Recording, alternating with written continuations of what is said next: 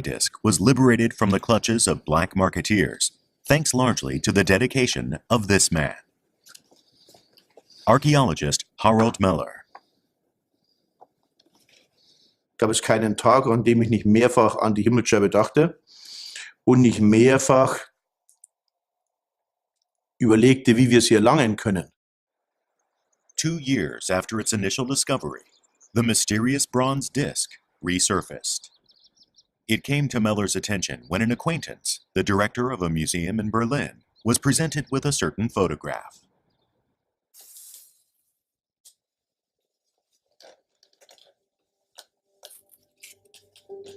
If you display it in your museum, you will certainly have a lot of guests.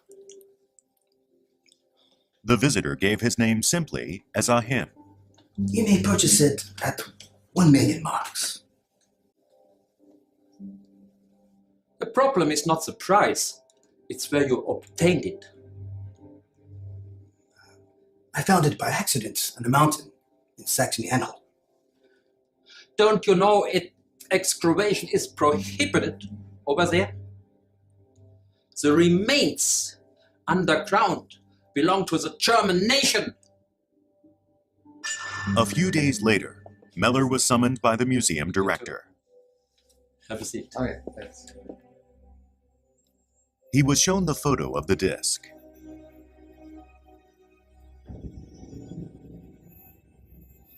He left in a haze, leaving this picture, and he has never been back anymore.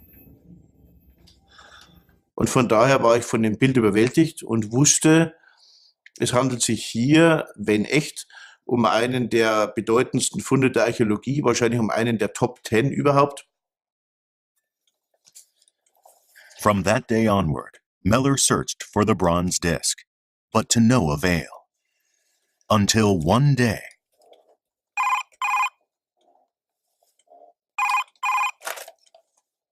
Hello, Meller speaking. I received a picture of a bronze disc from the publisher of a journal titled Focus. They asked me to verify the authenticity of the disc.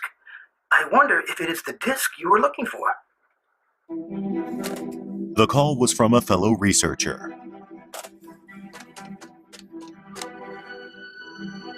Hello, is that the police? Yes, I've got some information about that stolen bronze disc. Die Zeitschrift Focus nannte die Täter nicht, aber die Täter meldeten sich wieder in Berlin und die Polizei kam dann den Tätern immer näher. Die Polizei wertete Telefongespräche aus und Ähnliches. A fortnight later, Meller was able to meet with the person who had the disc.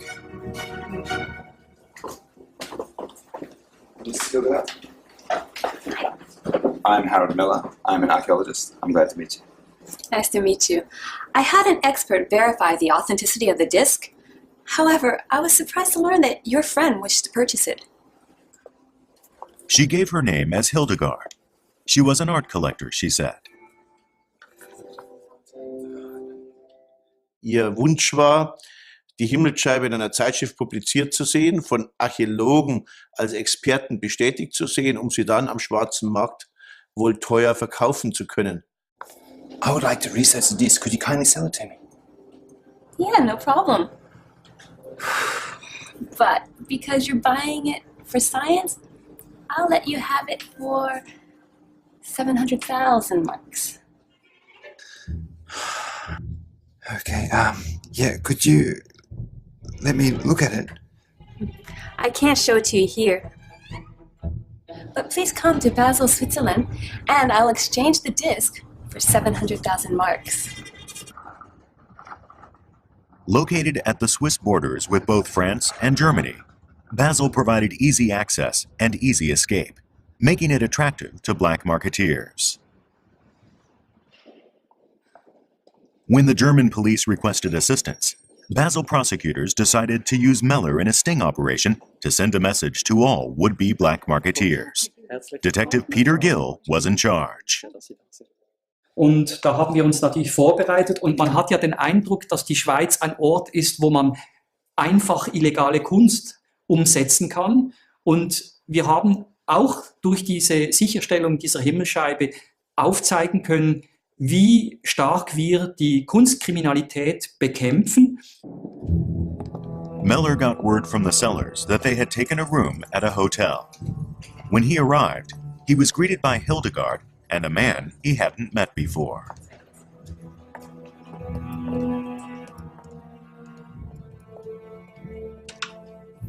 The man was Ahem, who had initially shown the picture of the disc to that museum director.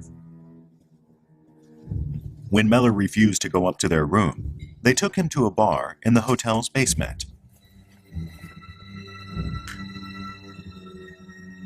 The location for the sale had been changed on the spur of the moment, and there was no one in the bar who looked to Meller like plainclothes police. Did you bring the 700,000 marks? Yes, yes. Actually, under police instructions, Meller was not carrying any money. Show me the 700,000 marks. I need to verify the authenticity of the disc, so I need you to show me the disc first. Der Besitzer war ein älterer Herr, der hatte die Hand immer in so einer Ledertasche, sodass man den Eindruck hatte, da sei vielleicht eine Waffe drin, sodass ich mich nicht ganz komfortabel fühlte. This sword was found with the disc. Can you use it to verify the authenticity of the disc? Meller could not let this chance to recover the bronze disc slip through his fingers. To buy time until the police were ready to pounce, he played along with Hildegard's offer to test the sword. Was it authentic? Yes. I'm happy you think that. Selbstverständlich kann man die Echtheit nicht am Kaffeeaustisch prüfen, aber es sollte nur ein Vorwand sein, ob die Objekte zu sehen. Concerned that the two criminals might not have the disc with them, Meller forced their hand.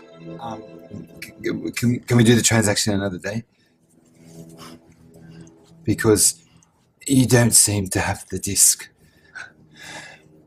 I have the disc.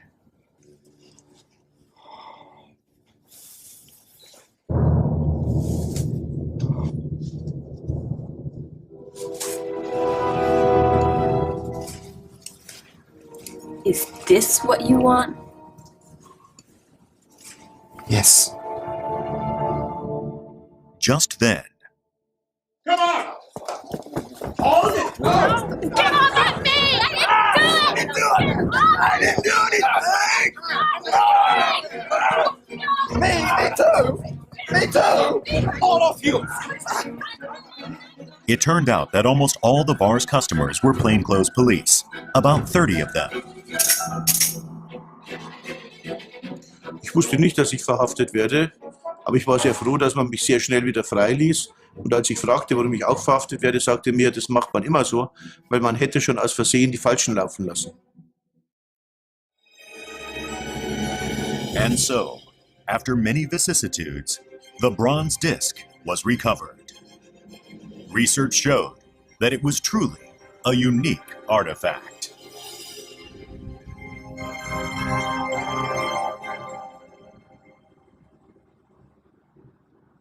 Testimony by the black marketeers established the excavation site. It was near the small village of Nebra in the German state of Saxony-Anhalt.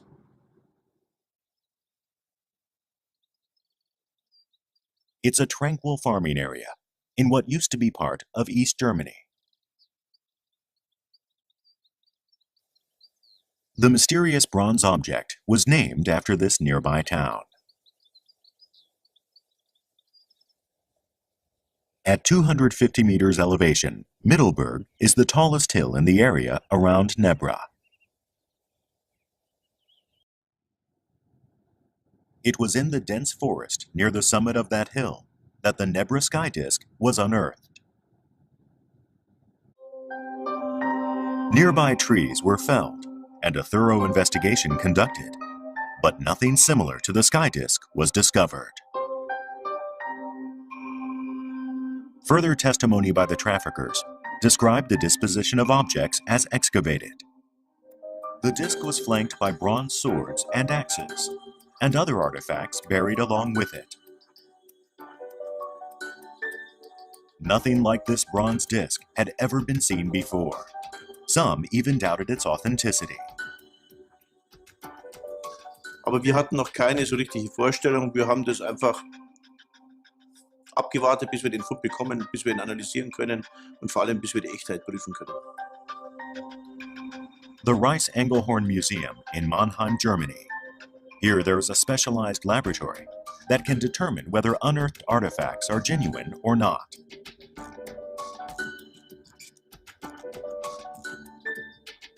Meller asked for the expert opinion of the lab's director, Ernst Pernicka.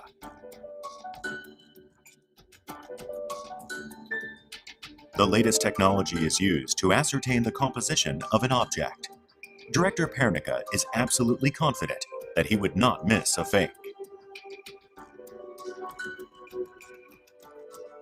Ein wichtiger Hinweis für die Echtheit von Bronzeobjekten ist die Korrosionsschicht, ihre Zusammensetzung, aber auch ihr Gefüge. Ancient bronze develops a blue-green film, or patina, on its surface. It is possible, however, to simulate this patina with a chemically induced oxidation. A special camera obtained this image of the crystals forming the patina on the Nebra sky disk. By comparison, this is the crystalline structure of an artificial patina. The longer a patina takes to form, the larger its crystals grow. The crystal size of the sky disk's patina proved that it was very old indeed. It was the real thing. Metallurgical analysis alone, however, could not determine the disk's exact age. What era did this object come from? Efforts to date the disk continued. One day, a clue came from a surprising source. In order to preserve the disk properly, it was thoroughly examined and partially restored. That included analysis of the methods used to fabricate it.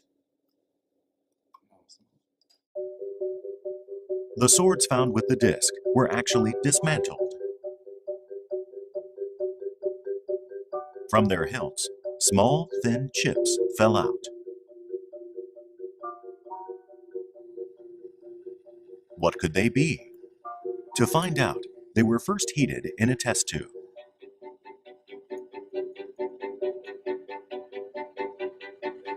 The goal? To smell the fumes. Und dann dachte ich, diesen Geruch, irgendwie kennst du so ein bisschen Weihrauch oder ein bisschen was anderes, aber auch, wenn man Birkenpech herstellt, was auch so ein prähistorischer Werkstoff ist, dann riecht es genauso. Und dann dachte ich, Moment, vielleicht ist es Birkenrinde. Dann bin ich zum Landeskriminalamt gefahren, Rasterelektronenmikroskop, und habe mir diese Stücke im Rasterelektronenmikroskop angeguckt. Moderne Birkenrindenstücke daneben, es ist genau das Gleiche. Analysis showed the chips to be indeed white birch bark. Just slivers of plant matter, they were invaluable aids in dating the objects. Carbon-14 atoms, which occur in a fixed proportion in the atmosphere, are absorbed by living plants.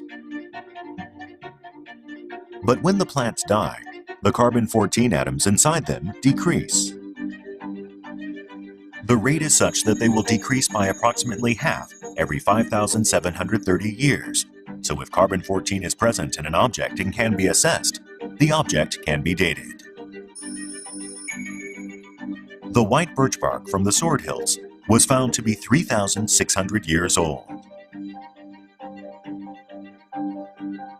This meant that the Nebra sky disk itself dated back some 3.5 millennia to 1600 BC. Es war schon so außergewöhnlich, dass er so alt ist. Und ich wusste, dass er so alt sein muss, als ich die Fotos sah. Wenn die Funde zur Himmelsscheibe gehören, musste es alt sein. 3,600 years ago, the great river-based civilizations of Egypt, Mesopotamia, and the Indus were all flourishing.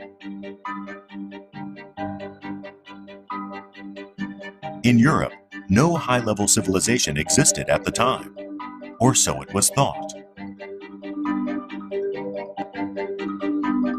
It was, in Europe, the end of the Stone Age and the beginning of the Bronze Age.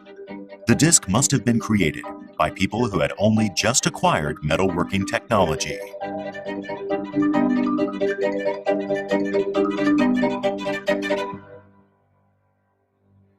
The researchers proceeded with restoration of the Nebra sky disk.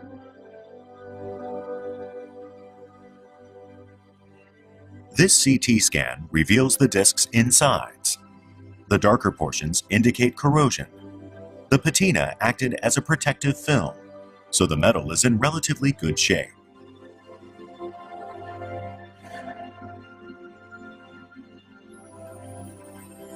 One area requiring restoration was the inlaid gold circle, a portion of which had ripped away.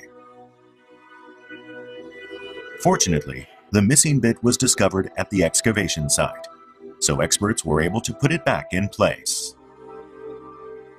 Analysis of the bronze also enabled them to visualize its pre-tarnished appearance.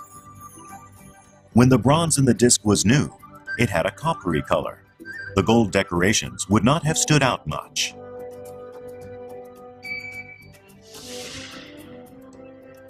But what experts realized was that the bronze had then been subjected to special processing. Man erhitzt so eine Bronze auf etwa 500 Grad bis zur dunklen Rotglut und das bedeutet, dass die Bronze schwarz wird. Sie verbrennt sozusagen. Und das Ergebnis ist eine schwarze Scheibe. Diese schwarze Scheibe ist hier dargestellt. Sie zeigt eigentlich einen sehr viel schöneren, sehr viel größeren Kontrast von Gold als zu Bronze. Und es zeigt wohl auch den Nachthimmel, weil die Scheibe soll ja den Sternenhimmel in der Nacht zeigen. Researchers turned back the clock on 3,600 years to visualize the original appearance of the finished Nebra sky disk.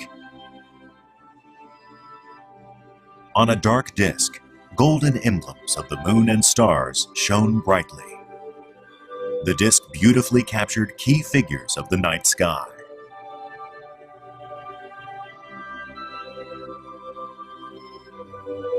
Over time, it also became apparent that these were no mere decorations. They were a way of encoding astronomical knowledge.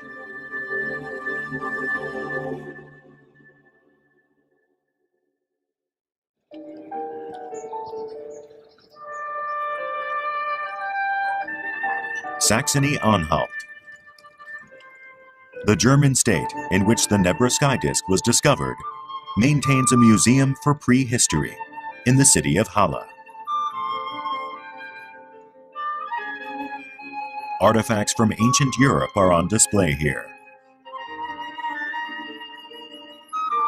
Since restoration, the Nebra sky disk has been kept here under strict security. It has been displayed in its own exhibition space. Many people have viewed it.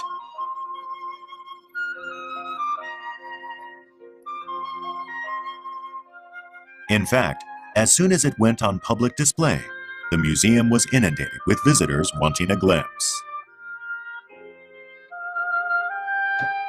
Harald Meller, the archaeologist who was so instrumental in recovering the bronze disc, suspected that the moon and star emblems were not just design elements. Es war vollkommen klar, dass die Archäoastronomie hier zur Entschlüsselung der Himmelsscheibe eine zentrale Rolle spielt. Es war auch klar, dass dieses Bild verschlüsselt war und es ist auch klar, dass dieses Rätsel nicht einfach zu lösen ist. So Meller asked the opinion of astronomer Wolfhard Schlosser. As an expert on ancient astronomy, it took Schlosser only one look to note a feature of great interest.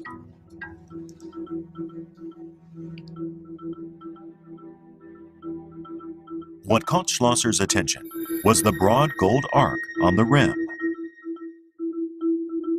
and the traces of a similar arc on the opposite side of the disk. Once there had been gold arcs on both sides.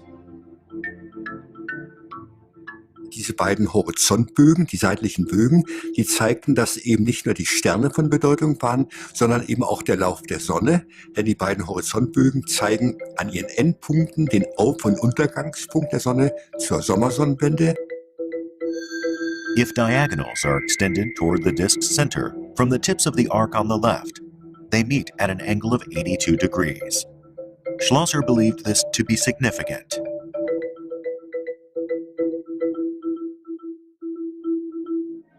The Nebra sky disk was found at the top of a densely forested hill called Middleburg.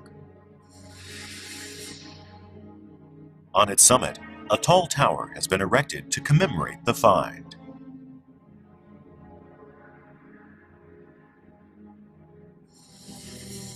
A curved disk in the ground beyond it marks the excavation site proper. The hole was filled with resin and is now well protected by this polished stainless steel disc. Schlosser thought that the location on this summit would explain the 82-degree angle on the sky disk.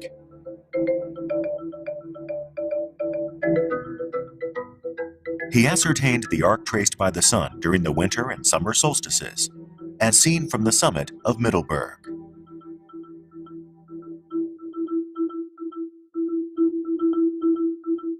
At Nebra's high latitude, the sun's path on the winter solstice is low, and the day is short. On the summer solstice, however, the sun's path is high. From sunrise to sunset, the day lasts for 16 hours. The endpoints of the two arcs on the sky disk, thought Schlosser, might represent sunrise and sunset for the summer and winter solstices. And indeed, the actual angles, measured with a compass, are 82 degrees. The same as the sky disk. Und dieser Winkel von 82 Grad ist der Winkel, den der Sonnenauf- und Sonnenaufgang zur Wintersonnenwende, zur Sommersonnenwende und den entsprechenden Untergang für die Breite dieses Gebietes markiert. The Nebra sky disk thus indicated the winter and summer solstices at Middleburg. It is the world's most ancient astronomical disk.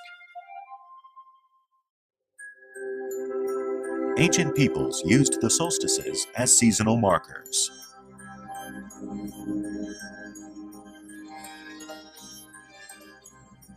Other ruins were found near Nebra, serving a similar purpose. Surrounded by stout trees, this is known as the Gosek Circle. The circle has been dated back 6,600 years. That's 3 millennia older than the Nebra sky disk.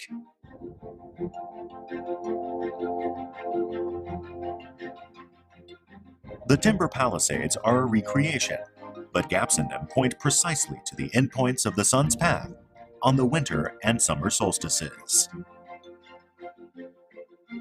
Standing in the center of the circle, one can foretell the advent of the seasons.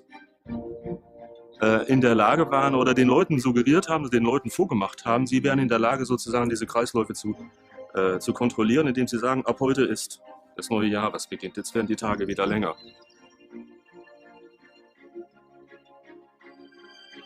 From the air, it is clear that the Gosek Circle is as round as the Nebra sky disk.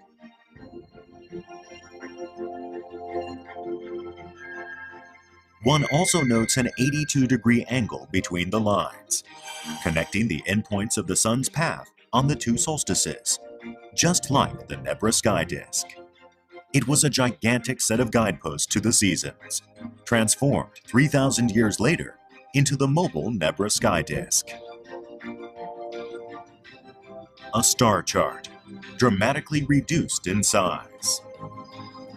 With that portability came new possibilities.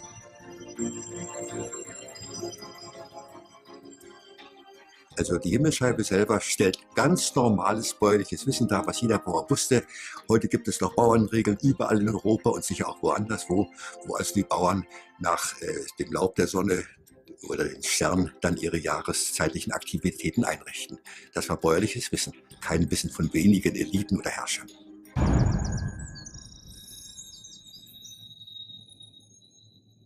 The Nebra sky disk is the oldest celestial chart in the world, and its apparently simple design concealed a high level of knowledge.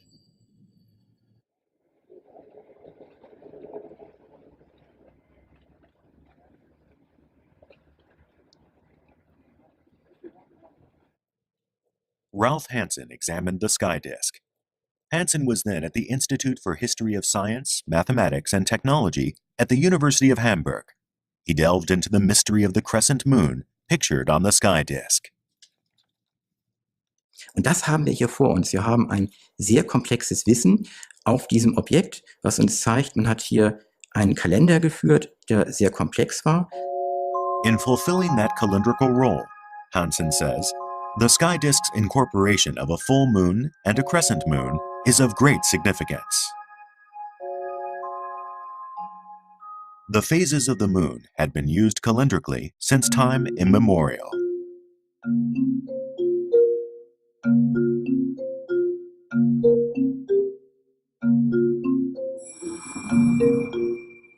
The moon completes one revolution around the Earth in just under a month.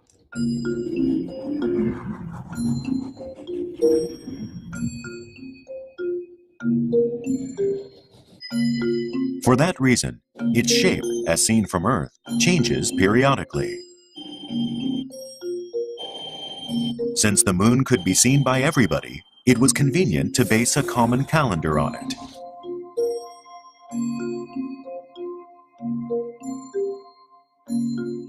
Aber wenn man zum Beispiel eine Landwirtschaft betreiben möchte und möchte sich nach einem Mondkalender richten, ist das Problem, dass ein Mondjahr 12 Mondmonate sind.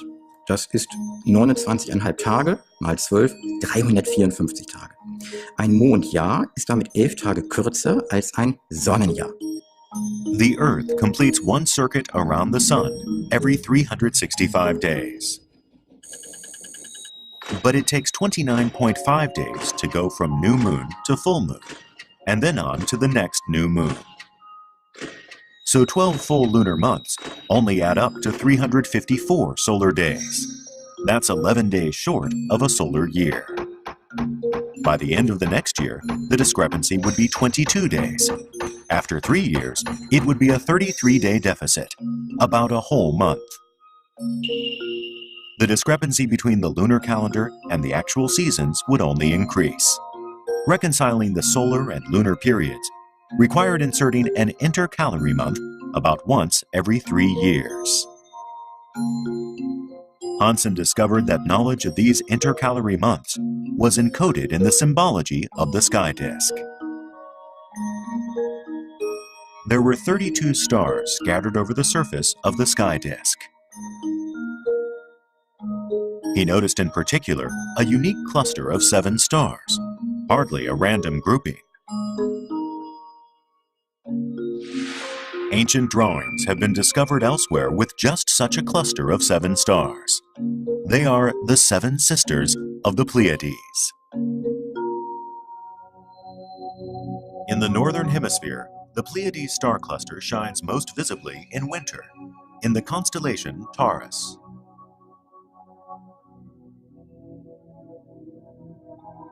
With the naked eye, one can detect only 5 to 7 stars, but actually, there are dozens of young stars in the cluster.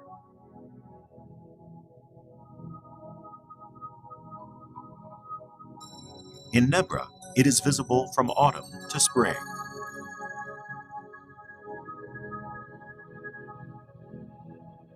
Die Frage ist jetzt, wie tue ich das? Nach mathematischen Regeln oder gucke ich am Himmel, wann es notwendig ist, es zu tun? Das wäre dann beobachtungsorientiert. The sky disk used concrete symbols based on observation, such as the Pleiades and a crescent moon.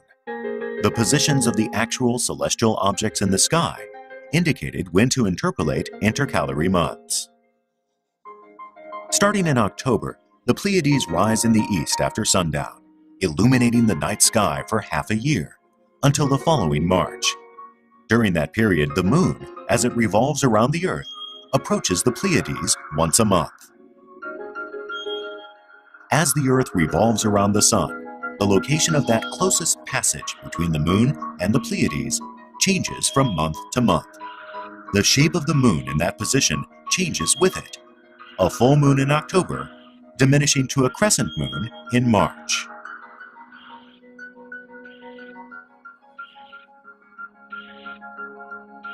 One thing that caught Hansen's attention was that the crescent moon on the Nebra sky disk is not the youngest visible moon.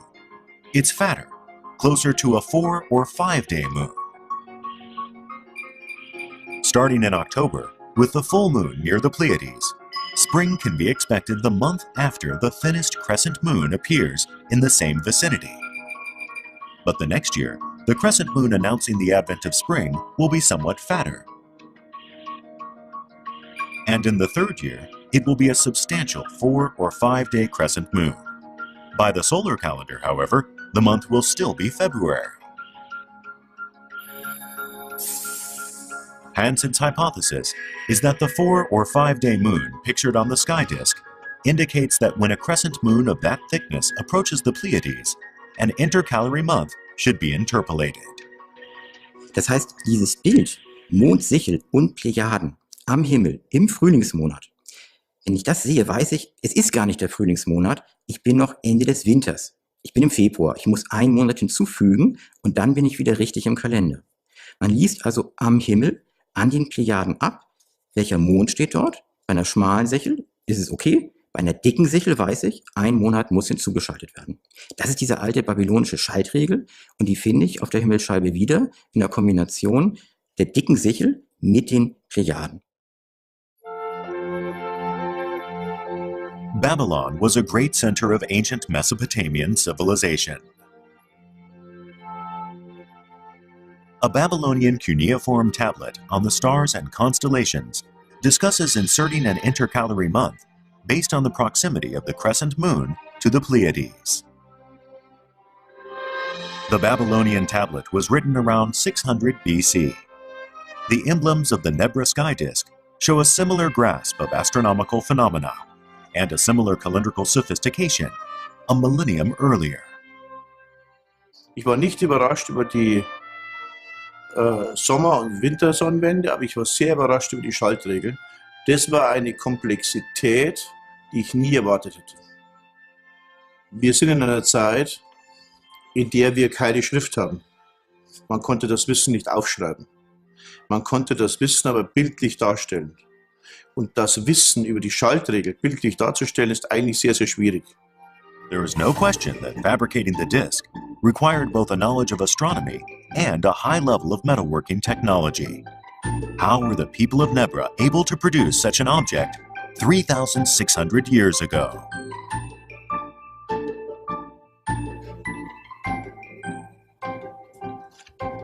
Ernst Pernicka, who had analyzed the sky disk's patina, also looked into the origins of its bronze.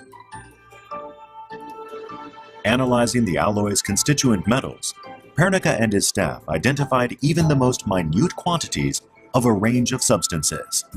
The combination and proportions of those substances act like a fingerprint to identify the alloy's origins. Nachdem wir also Mitteleuropa als möglichen Herkunftsort eingegrenzt haben, Deutschland ausgeschlossen haben, bleibt eigentlich am wahrscheinlichsten der Alpenraum. The result of chemical analysis of the copper was a match not with copper obtainable locally near Nebra, but with copper mined in the middle of the Austrian Alps. From that copper source to Nebra is 500 kilometers as the crow flies.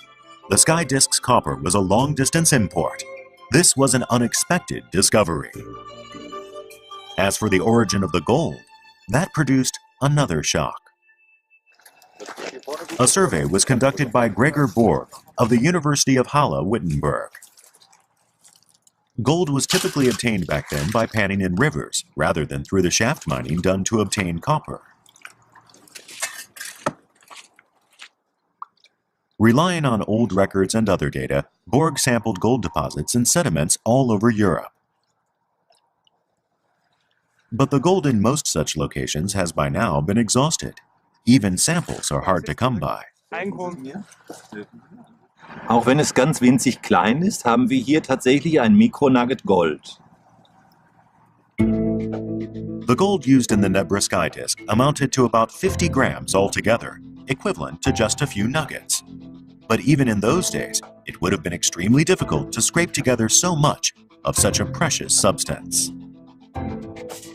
In verschiedenen Bereichen von Europa, nahe zum Fundort der Himmelscheibe, auch weiter entfernt, insgesamt etwa 300 oder 350 Goldvorkommen beprobt und untersucht. But none of the gold was a match. Having almost run out of possibilities, the research seemed to be coming to a dead end. 6 years later, Borg finally found some gold with a similar chemical profile.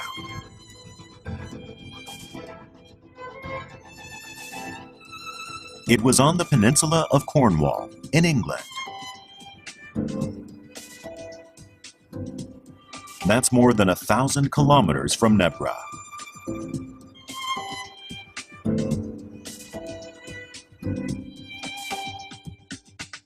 The River Carnon flows through Cornwall for about 10 kilometers. In the Bronze Age, it was widely known as a gold-producing area. The gold in the Nebra sky disk was specially imported from this faraway location.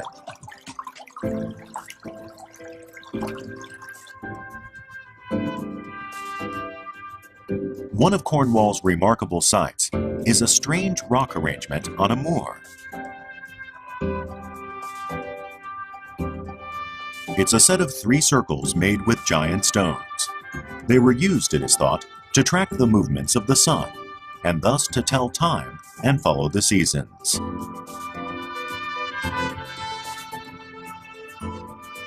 Perhaps by coincidence, they date from very much the same period as the Nebra sky disk, about 1500 BC. Why was Cornwall's gold taken across the ocean to faraway Nebra?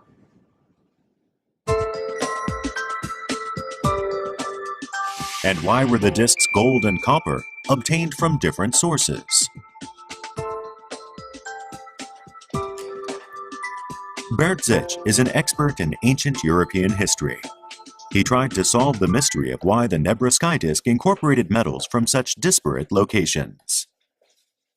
Diese Region ist prädestiniert für Pflanzenbau, aufgrund der besonderen Bodenverhältnisse, Lössböden und so weiter. Weniger wohl Tierhaltung, aber Pflanzen auf alle Fälle mit sehr guten Erträgen. Es ist eine bäuerliche Kultur, die also produzierend ist und damit natürlich auch dann freisetzt für andere Tätigkeiten. Man braucht Werkzeuge, man braucht diverse Gerätschaften, um diese Produktion leisten zu können. Und da ist das Metall natürlich sehr willkommen. Das Metall ist eigentlich der Kulturgeber schlechthin, der den Wert der Kultur ausmacht. Apart from agricultural produce, Nebra has one other major local industry. This white mountain is a site for mining potassium chloride, a kind of salt. Long ago, the Nebra area had been under the sea. For that reason, high-quality salt was available in abundance. And in the Bronze Age, salt was as vitally important as gold.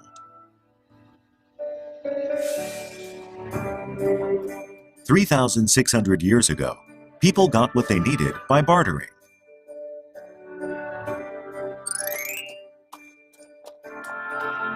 Gold and copper were traded and retraded, making their way to Nebra.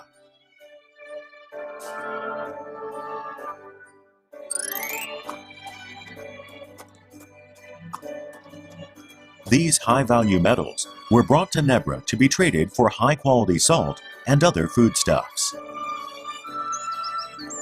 But transactions were not limited to things. No doubt knowledge was exchanged as well. Certainly, astronomical knowledge would have been highly prized by an agricultural people.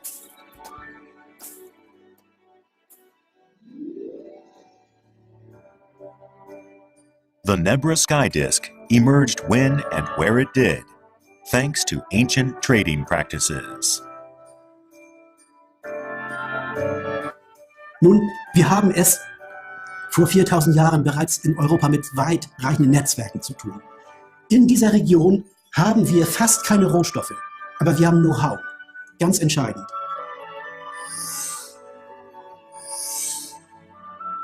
From England in the west to as far as Egypt in the south, trade thrived in ancient Europe.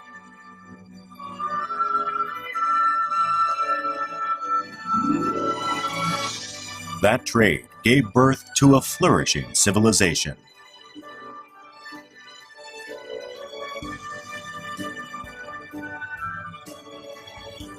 The Nebra Sky Disk constitutes proof of this hitherto unknown civilization.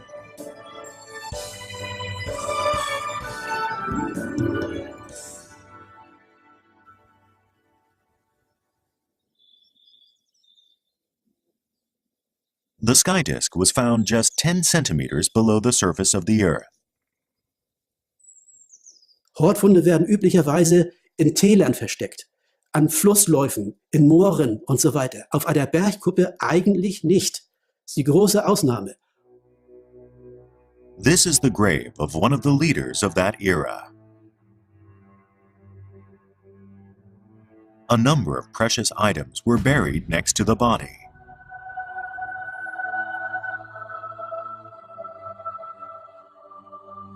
Sword blades, axe heads, and other items were buried there in pairs.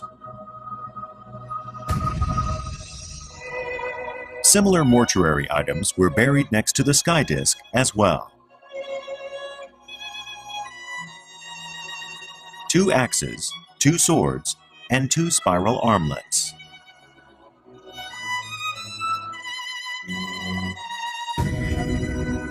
The sky disk had not simply been buried in the ground. It had been interred in ritual fashion, as if it had been some august personage.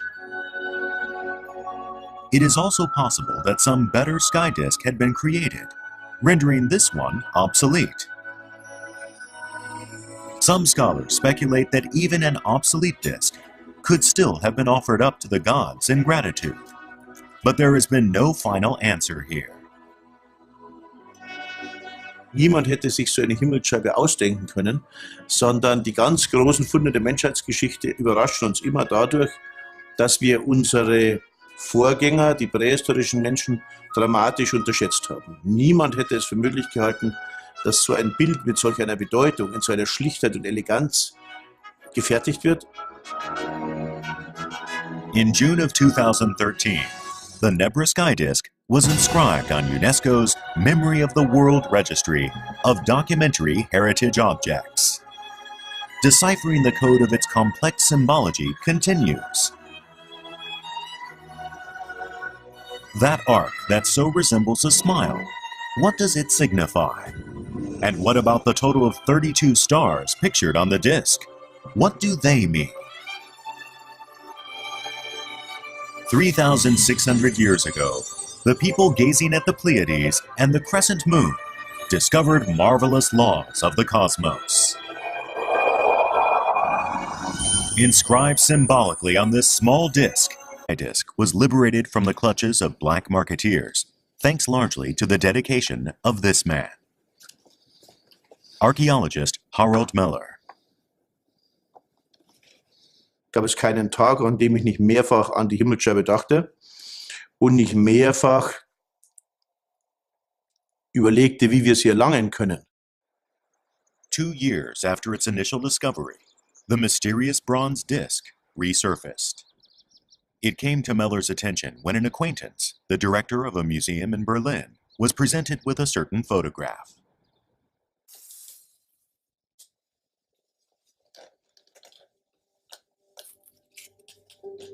If you display it in your museum, you will certainly have a lot of guests. The visitor gave his name simply as Ahim.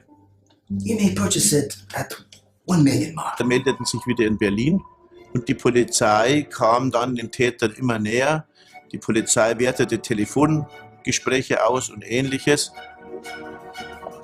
A fortnight later, Meller was able to meet with the person who had the disc. Do you feel that? I'm Harold Miller. I'm an archaeologist. I'm glad to meet you. Nice to meet you. I had an expert verify the authenticity of the disc. However, I was surprised to learn that your friend wished to purchase it. She gave her name as Hildegard. She was an art collector, she said. Ihr Wunsch war, die Himmelsscheibe in einer Zeitschrift publiziert zu sehen, von Archäologen als Experten bestätigt zu sehen, um sie dann am schwarzen Markt wohl teuer verkaufen zu können. I would like to research the disc. Could you kindly sell it to me? Yeah, no problem. But because you're buying it for science, I'll let you have it for 700,000 marks. Okay, yeah, could you let me look at it? I can't show it to you here. But please come to Basel, Switzerland, and I'll exchange the disc for 700,000 marks. Located at the Swiss borders with both France and Germany, Basel provided easy access and easy escape, making it attractive to black marketeers. When the German police requested assistance, Basel prosecutors decided to use Meller in a sting operation to send a message to all would-be black marketeers. Detective Peter Gill was in charge. The problem is not the price, it's where you obtained it.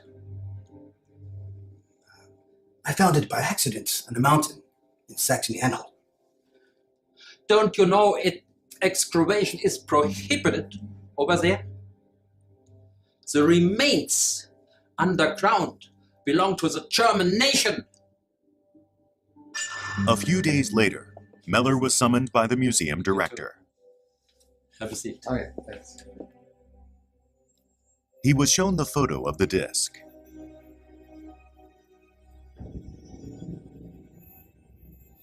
He left in a haze, leaving this picture, and he has never been back anymore.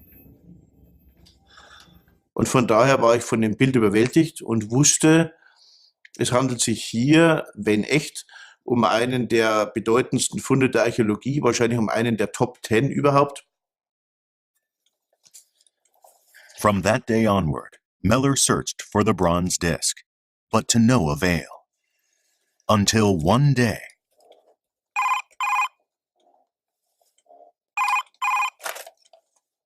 Hello, Meller speaking. I received a picture of a bronze disc from the publisher of a journal titled Focus. They asked me to verify the authenticity of the disc. I wonder if it is the disc you were looking for. the call was from a fellow researcher.